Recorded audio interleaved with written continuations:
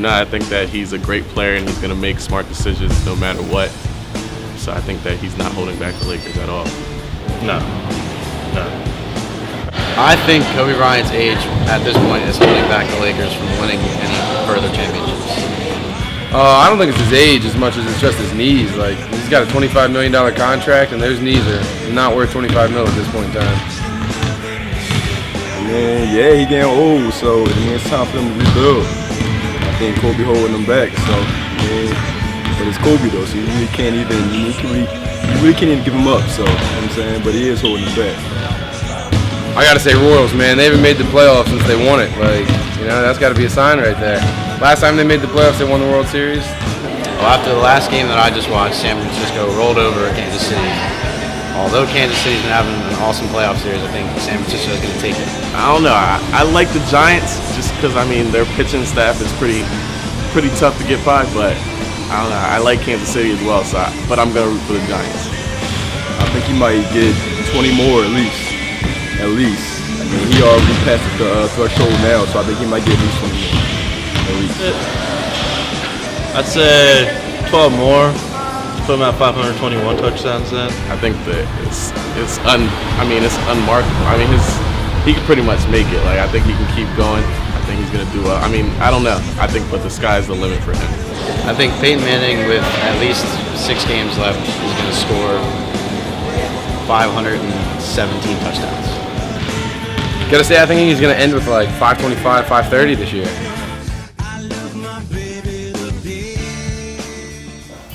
Hello, Westchester. You just saw one of our favorite reporters, Josh Swift, getting opinions from people on campus. My name is Gabriel Smith.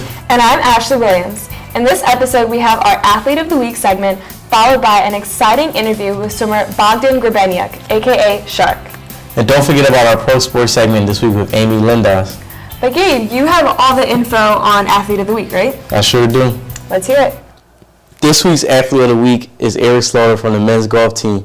He was a key part in helping the Golden Rams secure the 2014 PSAC Championship last Sunday. He led the way with a score of 148 over the 36-hole tournament and finished 1 stroke off the lead. Congrats to the men's golf team, and once again, congrats, Eric. And let's hear from Ashley on the Behind the Ram segment. Welcome to Behind the Ram, where we give you an inside look at the personal lives of our Westchester athletes. This week's segment focuses on Shark, who is a senior on the Westchester swim team. He swims the events breaststroke and individual medley, and he's been having a great season. Let's hear more from Amber Key, who sat down with Shark in an exclusive interview. So we're here with Shark. He's a Division II All-American breaststroker. He's a senior here at Westchester University, and he's a phys ed and health major. But what you didn't know is that Shark is from the Ukraine.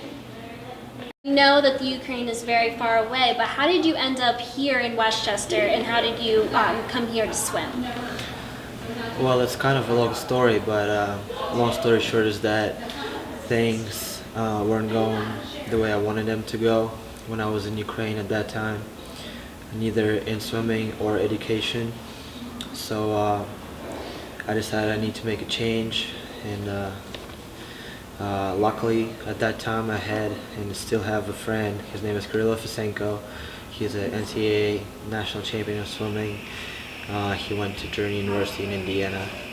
So what I did, I contacted him and I asked him help me out to get help me to get into American college and swim here in America. So basically what he did, he helped me to write a resume about me, about my swimming results, and we sent this resume to a bunch of American colleges, D2 mostly, some of D1, and Westchester was the first college to give me a full-fledged scholarship, so that's why I'm here. You chose the right place with Westchester having 16 consecutive PSAC championships and swimmers nationally ranked female and male. What do you expect to do this year personally?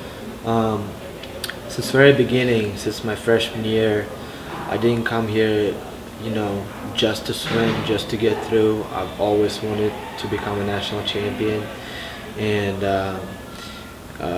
even though my freshman year I didn't even make nationals, but that desire and this thought never left my head, and every day I'm keep doing better and better. And last year I finally became All-American.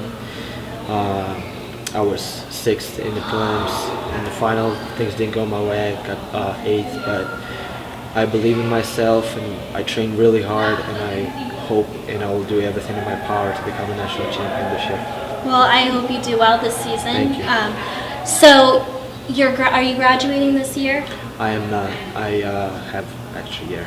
Okay, Yeah. but you're here in college, Yeah. so you're doing well academically. You're an All-American breaststroker, so you're doing well athletically, obviously. But back in Ukraine, how is this Ukrainian crisis affecting you personally? You know, it's been tough. It's been really tough. My parents have been through some tough things that forced them to leave the Ukraine and leave everything they've worked for all their lives behind them. But it doesn't matter now. What matters is they are safe and alive, and they're here now. So that's been really tough, but I still have friends and some of the family in Ukraine that, you know, and my thoughts about them and prayers never leave me. Every day I think and pray about them. So, yeah, it's not easy. And you have a really good friend and a teammate who actually started a charity for you and your family. Could you tell Right. me a little bit about that? Yeah. My really close friend here in America, his name is David McCormick. He's been my teammate for 3 years. He graduated. He's student teach now. He's an education major, but he doesn't swim anymore because he was a senior last year. His family, him and his family, they started this charity thing, which is online. It's called GoFundMe.com, I believe, the website. So they started this online charity thing where if you wish, you can go and donate money for my parents because of the situation they are in, to help them. And they created this, and it's been helping us a lot. Okay.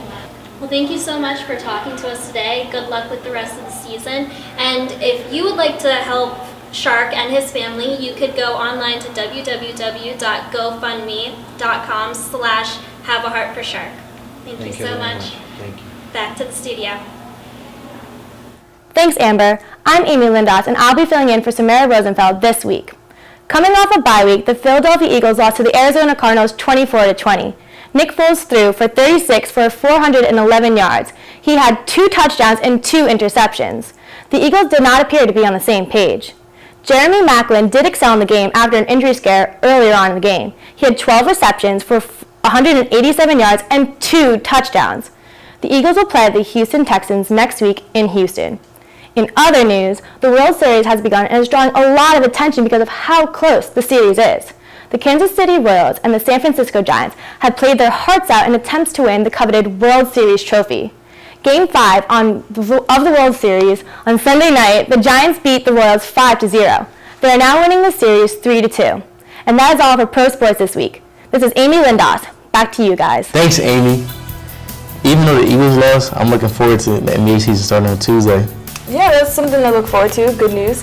But so we all know you're an Eagles fan. Are you a Sixers fan also? Yes, I'm a diehard Sixers fan. All right, well, hopefully they have a better season this year.